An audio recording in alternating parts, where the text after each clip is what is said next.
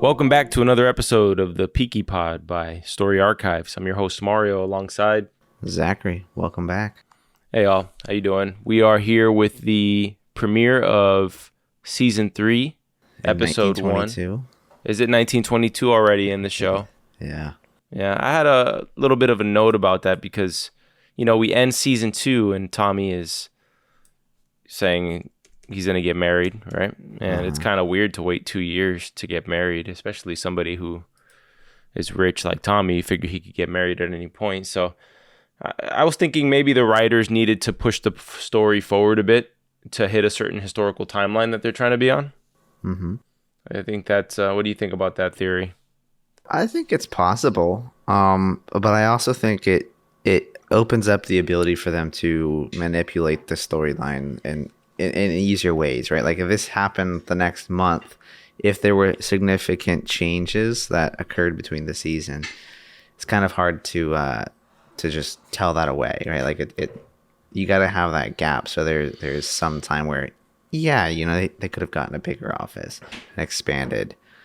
Yeah, I see what you're saying. Like, show some progression with the company, considering last time we saw the Peaky Blinders, they had just taken control of Sabini's tracks. Mm-hmm. Tommy now has a import-export license from the Crown. And, those are the two major developments in terms of their business operations. So both their, I guess you'd say their underbelly and their legal front-facing business are all going up in terms of prospects. I love a good wedding episode in a TV show. I love a good Christmas episode. I love anything that has like the whole cast and crew and it's festive and stuff like that. Mm-hmm. And but I didn't remember how great this episode was of Tommy's wedding. Yeah. And you can tell like how much it's Tommy's show because we don't say Tommy and Grace's wedding, but yeah, Tommy and Grace's wedding. Mm-hmm. And it's just everybody gets their shine. I was telling you a little bit of this on the phone yesterday. Yeah. Every single character, I think that's one of my complaints. If I had any complaint about the show, it's that really 3 characters get the most shine. It's Tommy, Arthur, and Paulie. Mm-hmm. But, you know, you don't get a lot of character development with John Boy or Finn or Ada. I guess Ada gets a little bit, but it's with limited screen time. Yeah. But this episode, everybody gets a bit of the pie. Everybody gets a moment to kind of have like their scene or their whatever. Even like the minor characters like Johnny Dogs and Jeremiah and Charlie and Isaiah. Everybody gets a moment in this episode as part of the Shelby family. Also learned in this wedding that Tommy's middle name is Michael. I actually did not know that. Yeah, I didn't know that either. I feel like I did know that, but it was like one of those things that I just put in the Peaky Blinders SpongeBob archive of my brain. I think, you know, is there a possibility that, because Tommy's significantly older than Michael, I would say by what? 10 years maybe, or 7 years at least? I would say about 10, 15 years. So that means like Paulie was raising Tommy before she had Michael, maybe?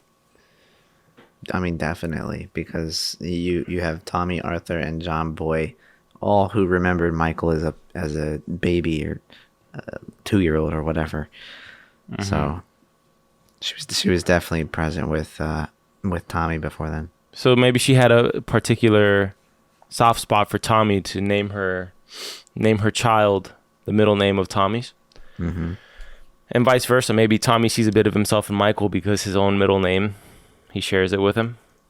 Mm-hmm. You know, there's a certain way of looking at names. I think we kind of cheapen names in society, but names, you know, in the Bible particularly have a meaning. Like your name matters, so to speak. So like if you look at Jesus in the Gospels and then you look at Joshua, Yeshua, they have the same name, and so there's like a lot of symbolism, you know, where Joshua is leading his people into the promised land, and you have Jesus leading his people into the promised land. Those are, it's not mistaken. It's not like a mistake to why their two names are the same, or the two Josephs, like the two Marys. There's always like a juxtaposition between same names. So I think it's also, you can see that as a theme in storytelling. if characters share a name, if it's a good story, they should have some sort of mirror effect almost, or like just something that brings those two together in some ways. And I do think this episode is the first time you saw potential with Michael last season, but you didn't see Michael step up in place of Tommy, you know, or like as somebody who could be a potential leader inside the Peaky Blinders organization. And you see that in this episode. He has some badass moments in this episode where with Lizzie in particular, he steals that scene. And then with the girl who wants to play in the snow, he steals that scene. So what were your first impressions seeing the wedding? You see like the wild side of the gypsies, and then you see the posh, snobby side of the cavalry. Yeah, it's just hilarious to see the contrast between, you know, both sides of the aisle. One side is just so clean and professional looking, while the other ones, you know, they live in caravans. And So interesting enough, I figure season 3 is when Peaky Blinders starts to pick up in popularity. I would have to back that up by looking up like what were the numbers and that stuff like that, but I could give a shit. But you do see a big actor who makes an appearance here, and he's known if you watch films, and you watch mainly films. He's in Shutter Island. He's in Watchmen. He plays a character named Rorschach. I think he also reprised the role of Freddy Krueger. Because he looks like Freddy Krueger. No offense, but that is an offense. Like he just kind of looks like Freddy Krueger. And it's the Russian refugee who is somebody who was supposed to make contact with Tommy, because apparently Tommy's gotten himself into not only the biggest mansion I've ever seen, besides the Biltmore. I did go to North Carolina in January, and the Biltmore, you know, absolutely shits on this one. But you know, Tommy's stepping up. The color palette of the show is also getting moodier and colder. yeah, Purposeful. I noticed that. Right? Yeah. I mean, didn't the director change in this one compared to the first two as well? Is this the first season that we get who's the new director? Who's the main guy now? I'm blanking on his name. I follow him on Instagram. Peaky Blinders. Anthony Byrne. Did Anthony Burns start in season 3? Because this totally feels like his style. No, he only worked on 5 and 6. I think it was one director in seasons 1 and 2. I want to say it was a different one in 3 and 4. So he got in there 5 and 6. Okay, where was it? We were talking about Anthony Byrne and the styles of this season, how it's changed. It's gotten darker, moodier. Definitely the production quality's up. And without having seen the rest of the season or remembering what happens in each episode, it seems like episode 1 is probably the biggest budget of the entire season already. I did get that feeling from this. I mean, there really is a lot going on in here. There's a lot of people in this episode, a lot of actors in this episode, or stand-ins. There's a lot of wardrobe, a lot of set pieces in this episode. I mean, we have a new mansion.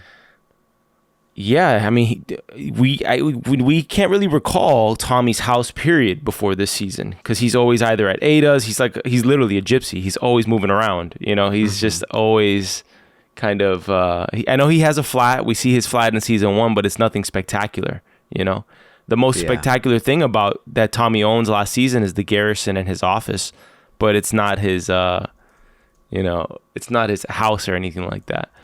Now, there's a lot going on. The kids' choir intro at the wedding is kind of like inspirational for our intro song.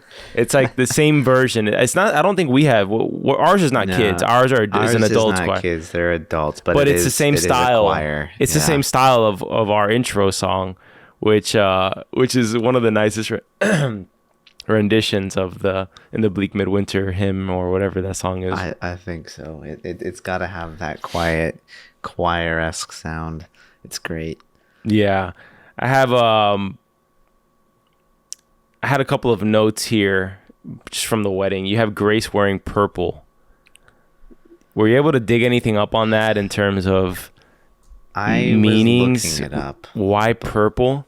No, I wasn't able to really find anything. I mean, if you look at what purple was used as in the past, it was a color for royalty. But I don't know why she was wearing it. I don't think she would be considered royalty of any kind, although I'm assuming her father in the, I guess in the cavalry is, or it wasn't her father. Her father died.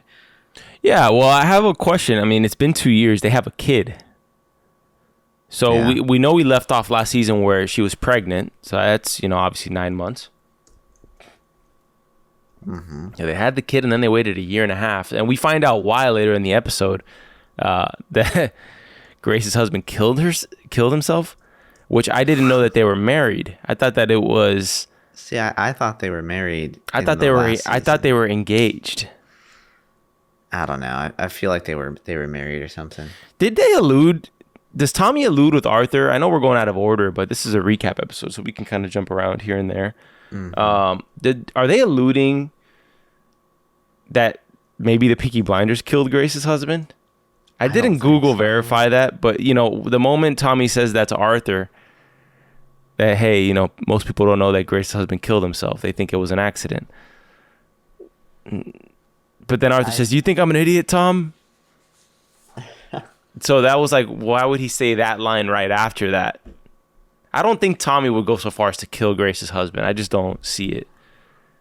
I don't think so either. It just doesn't make sense. It's too dark. You already took his girl. It's too big of like a plot line, or a plot piece for that to gloss that over as like it would almost be darkly. It's too dark. You know what I mean? It is. It's too dark. It's too dark for the character. Peaky Blinders. Yeah, it's too dark for the character of them, at least.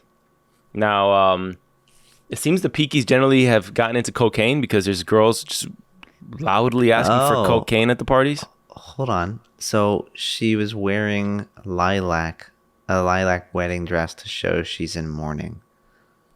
There we go. See, everything has a purpose. I didn't know that at all. Mm-hmm. I didn't know that at all, but it totally makes sense, and it's almost fitting. It's almost like Tommy can't have his cake and eat it too. Like it has to be almost like a bittersweet moment, And that's not any way anybody wants to get married, on the heels of your previous lover killing themselves. Like Jesus, I mean this stuff. Yeah, it's a bit unfortunate. Yeah, just a little bit, just a little bit, but you got girls asking to play in the snow. I guess, we saw Arthur with cocaine last season, but we didn't see the wide adoption of coke in Peaky Blinders. So are they selling this stuff already? Probably. I'm sure it was already available. It's just it wasn't their choice of drug, right? I remember as whiskey. If you've ever seen The Godfather, which I don't think you have you? Yeah, I've seen all of them. Seen The Godfather? Okay. Don Vito doesn't want to get into selling drugs. That's like one of the things that he does not want to do. It like breaks a code he doesn't want to break. Mm-hmm. They eventually end up, I think, getting into it later. But, you watch a show like Peaky Blinders, and I think every gang show is always measured up against The Godfather in a way. Yeah. Like in this strange way, because that's the only one that really you felt that there was some sort of moral code in the Corleone family as you're watching it. And in the Peaky Blinders, it's naive to say that in a way, because they're doing despicable stuff behind the scenes. It's just not the stuff they put on camera. It's not the stuff that they put in the story, right? They're beating up some poor family for rent money. Like they're doing something.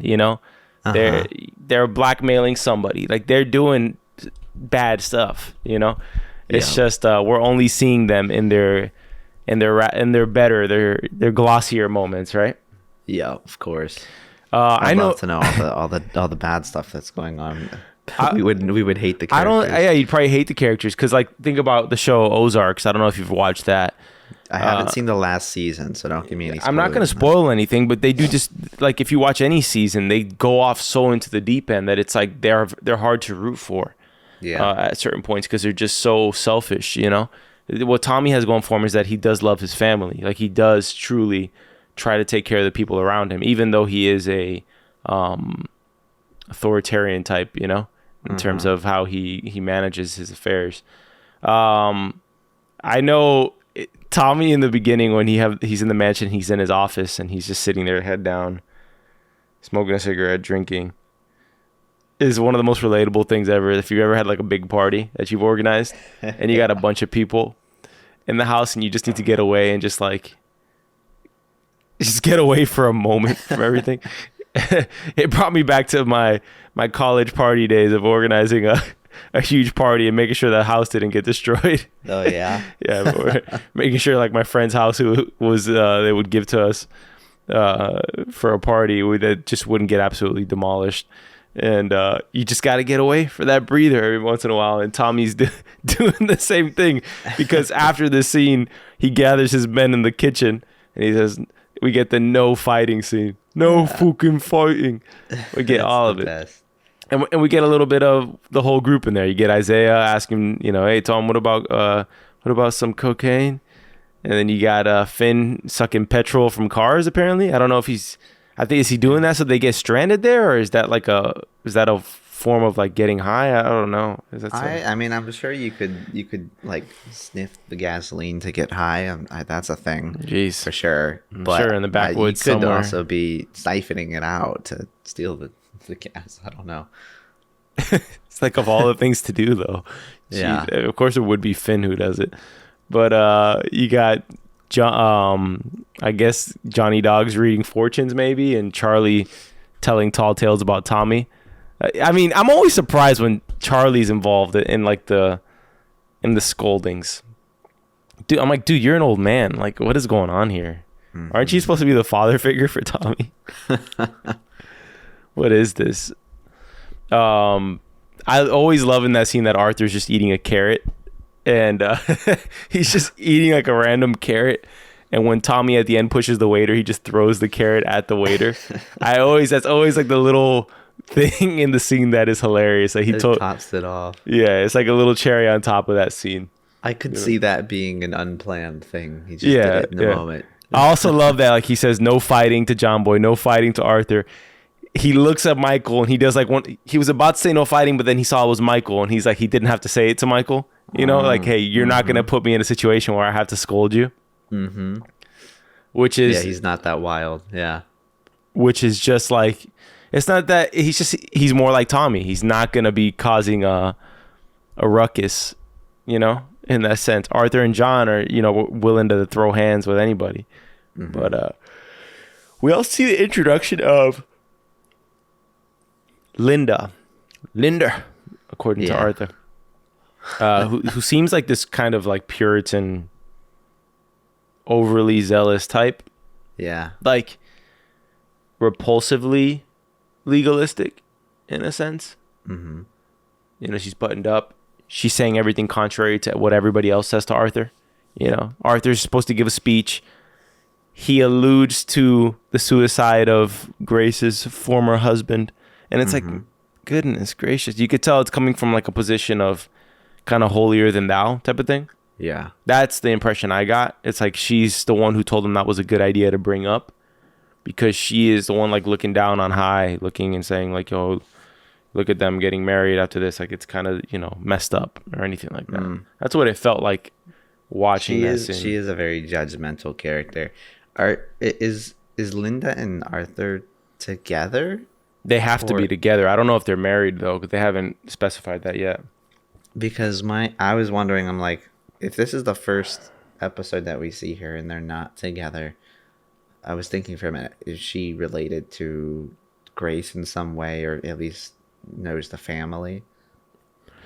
I don't think that they mention how Linda came into the picture. I don't think so either. I don't ever recall hearing how that happened. And it's odd to imagine how those two cross paths. Unless Linda had like a more wild side to her, and now she's recently, gotten involved with the church and become more of a, Yeah. I don't know. I don't want to insult Puritans, because if you're with Arthur Shelby, damn well he's like killing people and doing this sort of thing. So like, what kind of self-delusion are you living under? So that she's not. She probably likes the lifestyle, right? She's like Carmela Soprano. She likes the lifestyle, but she doesn't like how the lifestyle's earned. And so it's like this constant, you got to get out of that life. I'm like, well, if you get out of that life, you don't get to drive the Rolls Royce, and you don't get to hang out in the mansions and have the nice food and the champagne and all that. And how about then? Tommy and Grace. Tommy's been acting weird. I think he kind of lies to Grace here. He says he's concerned about Arthur's speech, but I think he's more concerned about the Russian business that is being alluded to. And I think it's kind of confirmed by the next scene, because we see the self-named Russian refugee making contact with Paulie and mentioning that Tommy has made business with Russia. Yeah, Tommy's always going to bite off more than he can chew. He always does. I mean, look at the last 2 seasons. It's a bit of a big step. I mean, Billy Kimber, yeah, he wasn't the best villain.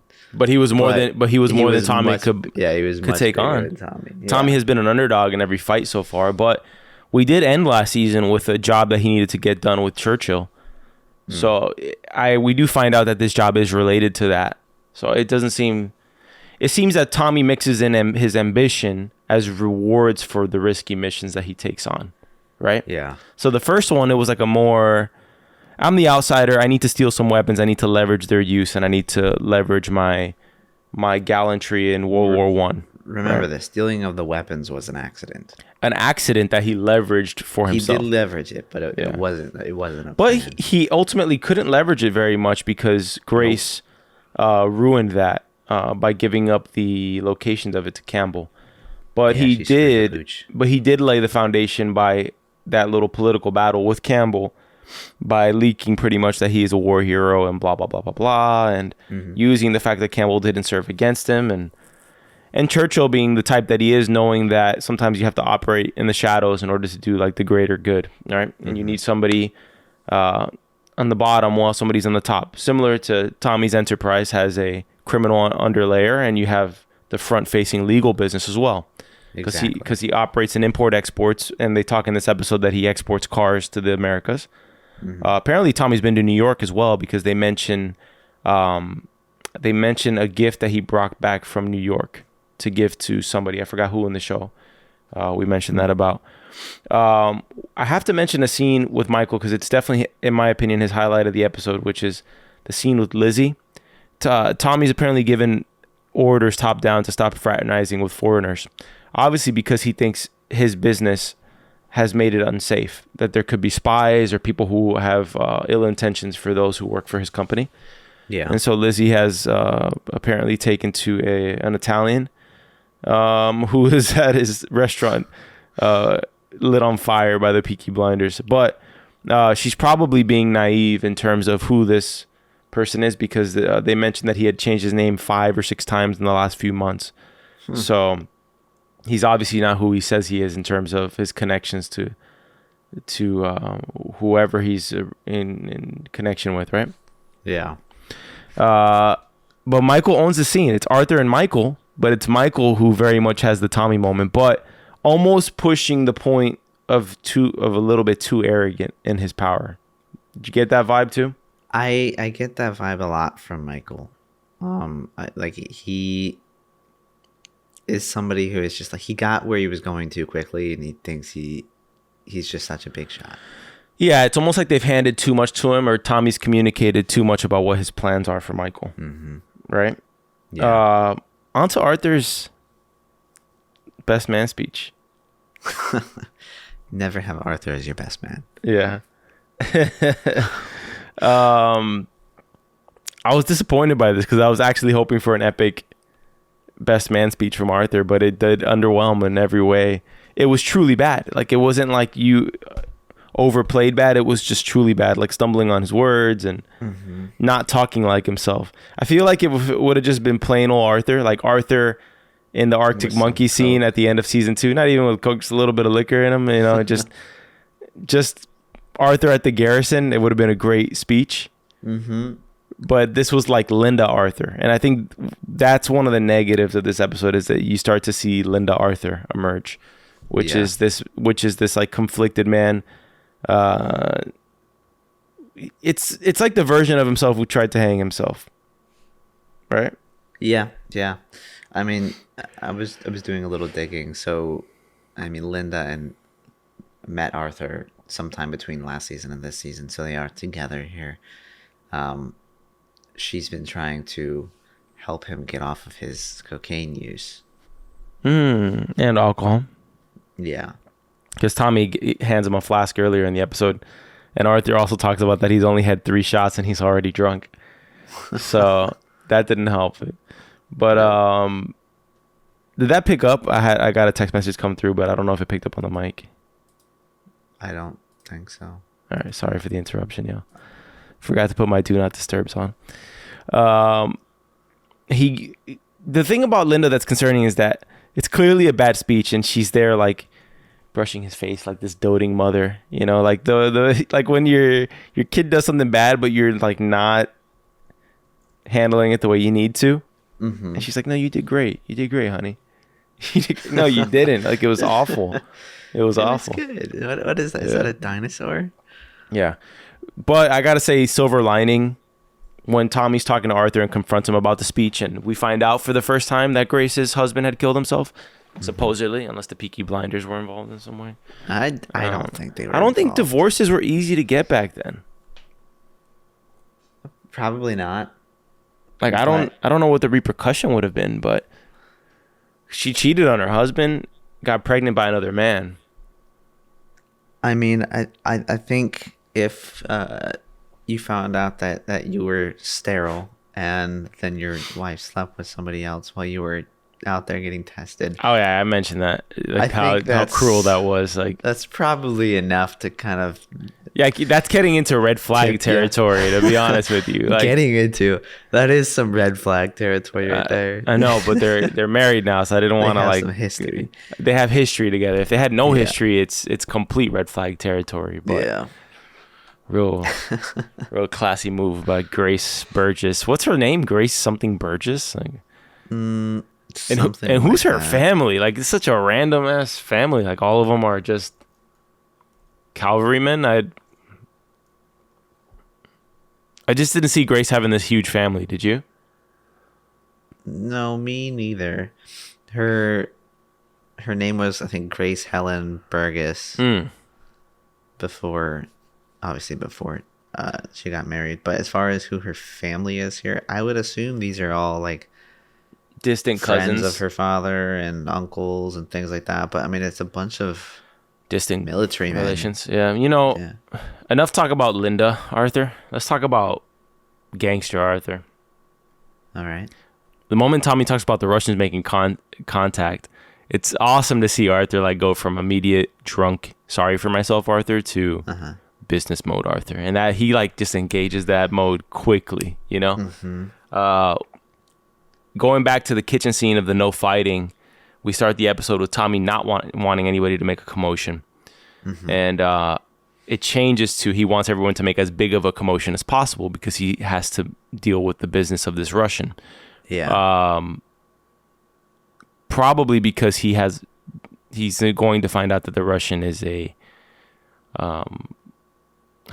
what's the word I'm looking for? A fake, an infiltrator, an impostor. Okay, an imposter Russian. So he needs as much of a loud atmosphere as possible in case he has to do the dirty, you know. Now, I found that the episode, like upon rewatching it, the episode unravels further and further and further. Like it's like a descent into hell. The entire episode. It's just it starts off in the church and it's a wedding and it's cheery. And it just progressively goes further and further, and it gets out of control. And it goes completely out of control the moment Tommy asks for the ragtime from his band, which I found an interesting direction because it's okay to have Arctic Monkeys and all this kind of stuff as your backing track and punk rock and stuff like that. But it was weird Tommy cueing a brand new genre of music from a live band. Yeah. In 1922. Like it was like almost like he was breaking the fourth wall and introducing us to just a punk rock, you know, here it is. He's from the future. Yeah. Johnny Ragtime, you know, it's like I just found that one to be a little bit too much. I was like, I wonder if he cringed when he had to do that. Like, I would imagine. I mean, I would. Yeah. I'm okay with it being. I could never see you as an actor. But, you would be so against saying half the shit. Like, I'm not gonna say that line. I could never. Yeah. Hell no. Yeah. Well, Tommy does decide to make contact with him because I thought he said the right code name until he meets with Tatiana later. And he tells her he used the wrong name, but he says Constantine. I would imagine that if you're going to be an imposter, that you would have the right code word. You would think. It's a big risk to take. Yeah. I don't know. I mean, yeah, I wouldn't want to show up even if I wasn't an imposter and say the wrong name. Yeah. Well, outside of the wedding, the distraction that was to be had was that they would start gambling, racing horses, and doing all sorts of things with John Boy leading the way and Johnny Dog's getting the horses ready. And everyone's doing their own thing. Outside, you have John Boy, Johnny Dogs, Finn, Curly, Charlie dealing with the cavalrymen and creating a commotion. Inside, you have Michael. The most telling scene of Michael in the episode is to sit down with the girl who plays in the snow. And we see who Michael is in this scene, right? Yeah. I don't know if he's being sarcastic in half of his responses, but he talks about how he doesn't partake, and he says that's the idea. And he tells her, but you want me to be like them, don't you? It's almost like Michael's okay with being the front-facing legal side of the business, but at the same time, a little insecure that he's not seen as a gangster, like his cousins, right? Yeah. Yeah, I mean they're wild and strong, and he's just the man in the suit running the finances of the business. Which you could argue, dealing with that makes you stronger, right? Because you could care less what anybody says about you, and that's like the bigger strength. But he knows that what this girl is, she wants to have a wild time. She wants to have a wild time with gangsters, which, bro, you're going into the middle of the country to go to a wedding in a mansion full of gangsters.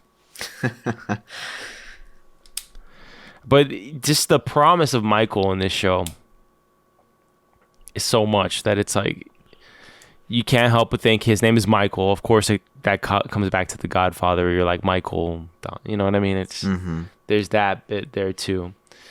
I just found he was definitely a key, like one of the highlights of the episode for sure. Now, I want to go back to what everybody's doing. I'm sorry to interrupt there, but I'm kind of going all over the place as I'm seeing on screen the Paulie and Grace scene, which is a big one.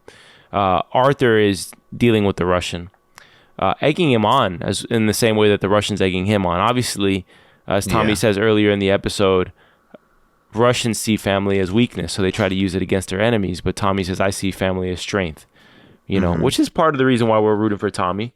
But the Russian obviously has intel because he hits John and Arthur in a soft spot saying, why does he trust his aunt more than his own brothers? Yeah. But Arthur knows, it seems like Arthur's keener to that kind of mental warfare than John is, because he hits him he continues to call him a Turk over and over and over again. And he's like, I'm not a Turk, I'm Russian. He's like, same shit, mate. It's like, it's just, he gets under his skin too, right? Yeah. What did you think of the Paulie and Grace scene? Obviously, Paulie has not forgotten who Grace is in terms of the spy that she was for Campbell. What do you think? Is this a protective mother situation? That was what I was thinking. Paulie's always overprotective of everybody. Tommy, obviously Michael, of course. But yeah, I was really just continuing to put her in her place, because if I remember correctly from season 1, right, like after all of that went down, she didn't want her to be anywhere around here, anywhere around the family, because she was kind of toxic, causing issues. I mean, that's why the whole first season went to crap for Tommy. So I think it was just her being overprotective. I remember Paulie did take out like a silver needle out of her hair. Yeah, she almost... and hold it against Grace's face or chin or eye. I don't remember what it was. Something like that. Yeah. All right. I'll cut you. Let's talk about the Russian plot in a nutshell, because these are the things to me that get lost in Peaky Blinders, is the political intrigue side. So in history at this point, you're having the Russian royalists who have been pushed out of Russia by the Bolsheviks. And so what's happening here is that Churchill is the go-between between these royalists who are trying to fight against the Bolsheviks by funding them for weapons or something like that. So they're buying weapons in order to fight the Bolsheviks in Georgia, which Grace is using this plot in order to... It's a weird kind of cringy scene where she is like holding over Paulie's head saying, I know as much as you do, type of thing. And it was cringy because she's like, we just came downstairs, we were having sex. It's like, so cringe. Yep. So cringe. Anyways, they take their first dance. They take some vows that we know Tommy has no shot of keeping. Yeah. He promises no guns in the house. I can only imagine. That's already been broken tonight. that was literally broken in this episode. Mm-hmm. Charlie will never see a gun. If I had to take the over-under odds on that, I'm taking it every time. And then he says, I will make a safe. To be determined. You got a Russian infiltrator in your house. Mm-hmm. On your wedding day. I don't know. It's not very safe, in my opinion. Yeah. Not very safe at all. By the way, I do love the fact that Paulie rubbed back in Grace's face saying, you know the business is happening though tonight, right? And she said, no, I didn't. But you just told me. It's like Grace got what she wanted, but at the same time, she also found out that she also found out that she's not ever going to be trusted to the degree that Paulie or the brothers are, because he's trying to protect her. Of course. All right. It's this weird sort of pissing match between Grace and Paulie that we get. Yeah. Enter stage right. Tatiana, Princess Tatiana, whatever the hell her name is, being brought in by Sergeant Moss in the middle of the night. Tommy looks the most disturbed that I've probably ever seen him. He looks like he has tears in his eyes and he's like offended. He's kind of getting a little personal here. But I think he's just overall wary and paranoid to who the hell these people are, because he understands England, right? Mm-hmm. He understands Birmingham. He understands the politics of his own area. But I think you get the notion that he's over his head in this Russian business, right? I think so. I mean, the Russians are not people you want to get in bed with. Yeah. Well, she asked Tommy if he can kill. Stupid question. It's like, who the hell does she think she is? Like, it's just kind of... Does she really know who the Peaky Blinders are at this point? I mean... No. She does bring $10,000 of cash, which I know you have a bad history on this show of what money is worth back in the day. Hey, listen. I pulled up the calculators, not right now, but I've done it in the past. I'm just reading you what the calculators say. All right. Can you find out what $10,000 in 1922 was worth? Sure. It was 10,000 pounds. 10,000 pounds. Just do dollars. Just keep it easier and just do an estimate. When Tommy returns to the house while you're looking up those numbers, he does give the order to kill the Russian because he is a communist infiltrator. Which we see him immediately continuing his business of planting seeds of sowing seeds of destruction by meeting with Ada and trying to figure out her relation to the Shelbys. You know, you can see him trying to find weak points in the house. Yeah. I don't understand why Tommy's just allowing people not on the wedding list into his home. It's because he has business going on. I don't know. I mean, it's a party. You probably didn't really care that much then, especially if you're filthy rich. It's just, I think that's the reason you would care. Earlier in the episode, he says, tell the Lee girls I've counted all the paintings in the house, you know? Mm-hmm. So he's concerned that people are going to steal stuff from his house, but not concerned about just random people. He's a man who has many enemies now. It's true. But this is a party. This is a time of peace. Yeah. Not really. No. Anyways, 100 years later, after 1922, $10,000 US dollars would be worth $172,000. That can't be right.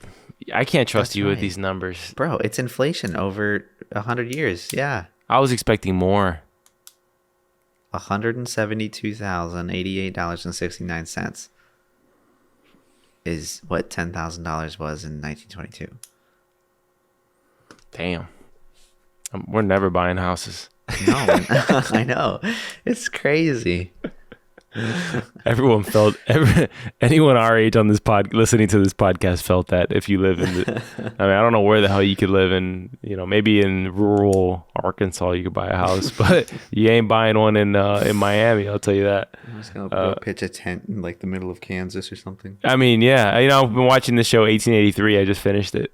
And back then you could just stake your land. I mean, granted, you could have like Lakota Indians come in and shoot you with a poison arrow, but the land was yours. That's what matters, man. Exactly. The real value. You go into that field and you just put the stake in there and that's it. It's yours, buddy. Arthur's conflicted more than I've ever seen him conflicted, but have we ever seen Arthur kill somebody that he wanted to kill on this show? Because every time he's killing somebody, it's like a PTSD episode. Yeah, I mean, I just don't think I don't think he likes to kill in general because it brings him back to his time in the war. Maybe I'm overestimating how much of these guys like the type of killers that they are. Maybe they're not the killers I think they are. Because if we just take the show at their word of what we've seen on screen, Tommy killed Billy Kimber. Paulie killed Campbell. Yeah. Tommy killed the guy for the IRA. Tommy's killed more people than everybody. He's racking up a body count. Tommy killed the general or the war person that they wanted him to assassinate. That's three. That's three.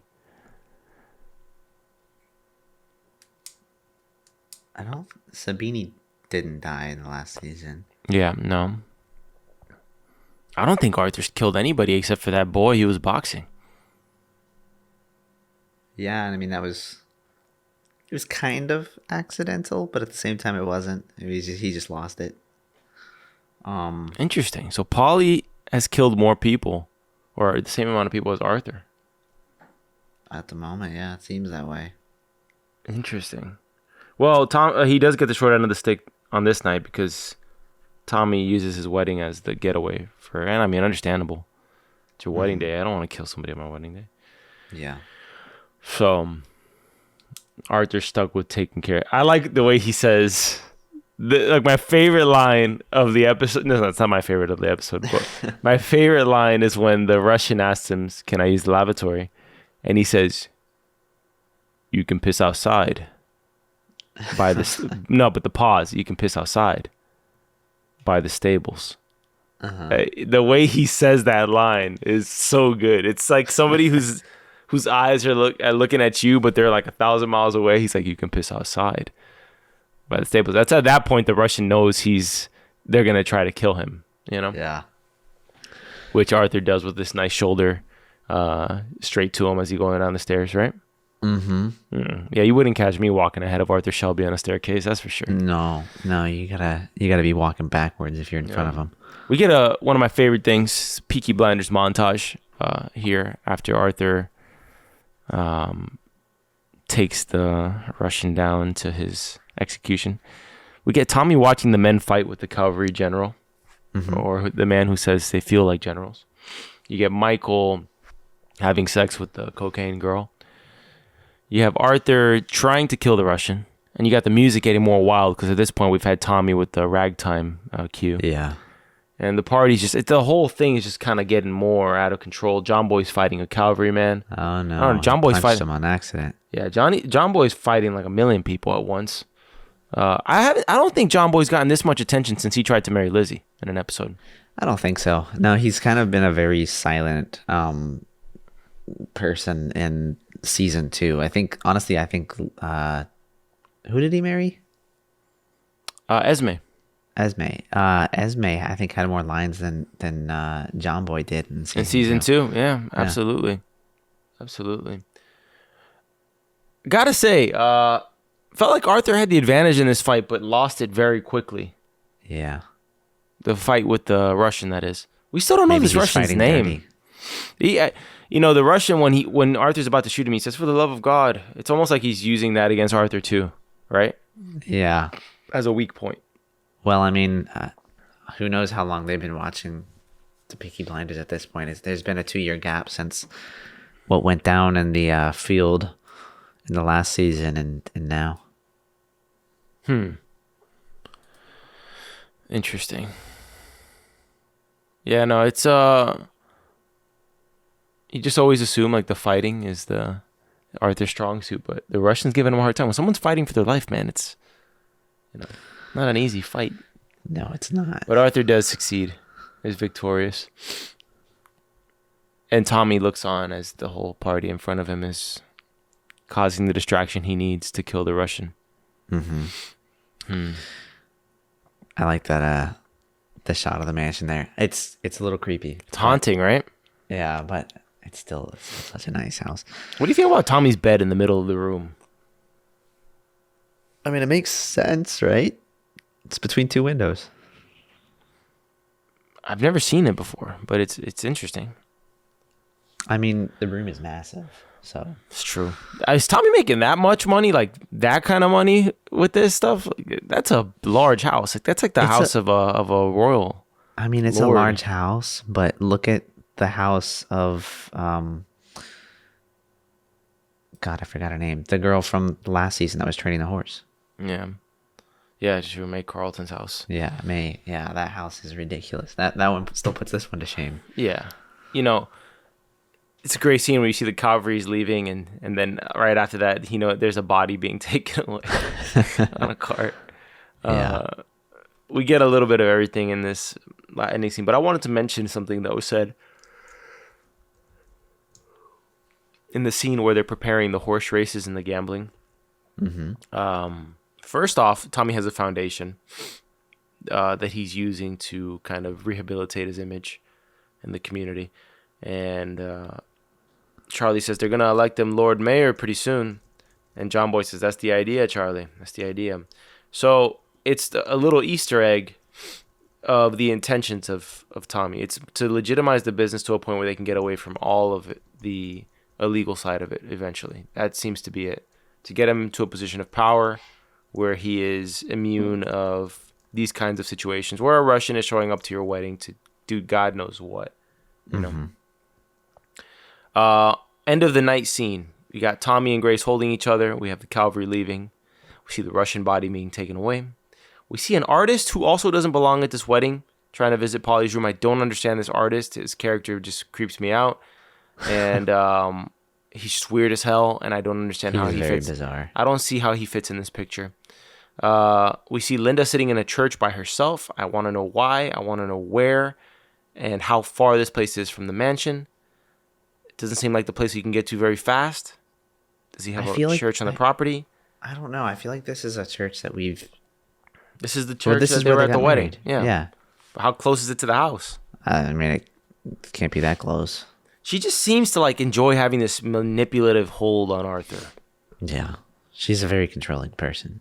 You know her personally? She wants what she wants. Yeah, absolutely. She was just here for dinner last week. Oh, yeah? No, but I mean, she looks like she knows what she wants, and she will do whatever she needs to get it.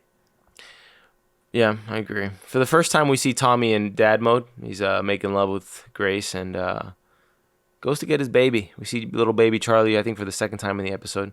Looks nothing like Tommy. He's got dark brown hair. Mm-hmm. He's got a big old head, that baby. But anyways, we see Tommy in dad mode, which God help that child. Yeah. And we see Johnny Dog prepping a fire. I would assume that these fires are not powerful enough to burn bones. I don't think so. No, I don't think it's hot enough for that. Yeah. But I'm sure it's gonna help at least. I don't think there was that kind of testing anyways back then. No. I mean, maybe dental records and things like that, but I don't even know. Yeah. I love the next morning scene where everybody is coming out. Arthur has recovered from the night. He looks so cool coming out the house, man. He's jumping out. We got this more optimistic song. It's back to reality, back to Birmingham. Yeah. I think those were Rolls Royces or Bentleys. I think they're all Rolls Royces. Yeah. Yeah. John and Arthur got their own car, and Tommy and Paulie get in one together, which shows their close-knit relationship. I gotta say, I would love more scenes like Paulie directly involved in the business, like where she was with the Russian refugee. I can stop calling him the Russian refugee, the freaking Russian communist.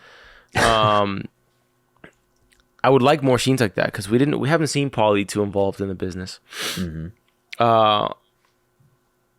I love the scene at the end that we end the episode on that kind of sets us up for the rest of the season,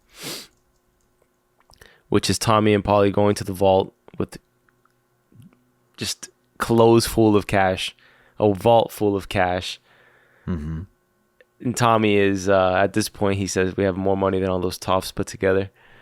And Paulie with one line or two lines, we get what's going to happen next or what to expect for the rest of the season. She says, and you're willing to gamble it all on one robbery. He said, I'm a gambling man, Paul. So we know that Tommy's up to something that is going to risk everything he's earned up until now. That's a lot of money in there. Yeah. Dang. And that ends episode 1 of season 3 of Peaky Blinders. And I've got to say,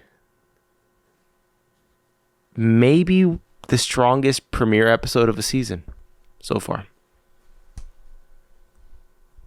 It's much better than I remembered, honestly. They've all been good. I will tell you that. I'd have to go back and do like an episode 1 rewatch of each season to confirm this, but damn good. The only one that I think that might compete, episode 1 of season 1 is very good too, where you get the introduction of Tommy. Episode 1, season 1 is great. I mean, honestly, the second season was good as well. I will say this. We already watched the final season of Peaky Blinders. Episode 1 of the final season might be the all-timer. But I'll leave it at that. I'm not going to say anything else because that's coming out on June 10th. And by then, we should be done with season 3 of Peaky Blinders and starting our final of season 4. But you can go back and listen to our episode-by-episode recap, which we should probably repost, Zach. What do you think about that? We'll talk about that off air. Yeah, we'll talk about it later. Let's get into the categories. I would like for people to see that so they don't think that we're just like, we're talking about season 3 and season 6 is out. We already did season 6 because we couldn't wait. We were impatient. We got VPNs and I think we're outing ourselves here. I probably shouldn't say that loud, but hey, we're supporters, free marketing for your show. So don't come at us. Yeah, Zach, let's go into the categories. Let's get it. Best scene. That's a tough one, honestly, for me, because this whole episode was great, and it was all... This whole episode felt like one scene. I know, it really did. It was one big event that happened. Yeah, that's really tough, man. I can't think of one. Okay. It was like the whole thing. The whole thing as a whole felt like just one giant, just one act, Mm-hmm. Yeah, I agree with that. If I had to choose, it would be the beginning portion of the wedding, like before things got out of control. Probably the no fucking fighting is the best scene of the episode. It's the most memorable, that's for sure. Yeah. That is for sure. Most memorable characters in this one. I mean, this is a laundry list, but Tommy's always. This is a long one. This is a long episode. This is the long list of characters in this episode that were great. Tommy, Arthur, Paulie, Michael. Mm-hmm. Those 4. Yeah. John. Yeah, those 4. I was happy to see John Boy, but he didn't do anything particularly special other than get into fights. Yeah, I liked his moment in the stables, but that was about it. He doesn't get a lot to work with. He doesn't get a lot to work with. He should be more of a focal character than he is, but maybe they just don't have the time or whatever it is. He's just not as central. I guess. I mean, I guess the takeaway there is don't marry Esme. No, I think the takeaway there is when the writers don't have whatever's getting cleared for the episode, John's not making the list. So let's go. The thing is that there's a lot of overlap between Arthur and John's characters in their personality types. Yeah. So it's almost like what you're accomplishing with Arthur is you can extend it towards John in some ways. Where were John's kids in this episode? I would love to know. I mean, I guess they were just partying with Charlie somewhere in the back. Jeez. The mystery of John Boy's kids. All right, next one. All right, last one. Best line of the episode, and I think ours is both the same. You can piss outside by the stables. That was a good one. No, there's so many, man. Isaiah saying to Arthur, Arthur, this lady wants to play in the snow. Tommy, of course, in the kitchen. Mm-hmm. No fighting. I could list them off. You say yours while I list off all the other ones in my head. Mine is, but the main thing is, you bunch of fuckers. Despite the provocation from the cavalry, no fighting, oi. No fighting, no fucking fighting, no fighting. No fucking fighting. Yeah, that's the number Gotta one. love it. It's the best That's number thing. one. I love it. Also like Paulie's line to Grace of, I haven't forgotten who you are. It's Tommy who has. It's like I like that. That's a slap in the face right there. Yeah. I can't think of any others at the moment. I think of any others. I think those are the big ones. I do like Johnny Dog saying when they couldn't take any winnings from the gambling. He says, we'll be giving to the poor of Birmingham. He says, that'll be me if I don't win anything tonight on these horses. That's a good one too. All right, funny. So we're on to episode 2 on the next episode of the Peaky Pod. Thank you all for tuning in. Zach, please proceed with your salutations, sir. For sure. Well, thank you for listening to Season 3, Episode 1 of the Peaky Blinders podcast by Story Archives. You can find this anywhere you find podcasts, Apple Podcasts, Google Podcasts, Spotify Podcasts. You can find us on Instagram at Story Archives. You can visit our website at storyarchives.themidnightexchange.com. There's a website there. And that also brings us into the podcast network, The Midnight Exchange. You can visit the website at themidnightexchange.com. There's links out to other podcasts, other social media. And if you want to send us an email, drop us an email at podcast@themidnightexchange.com. Beautiful. Thank you all for tuning in. Until next time, stay peaky.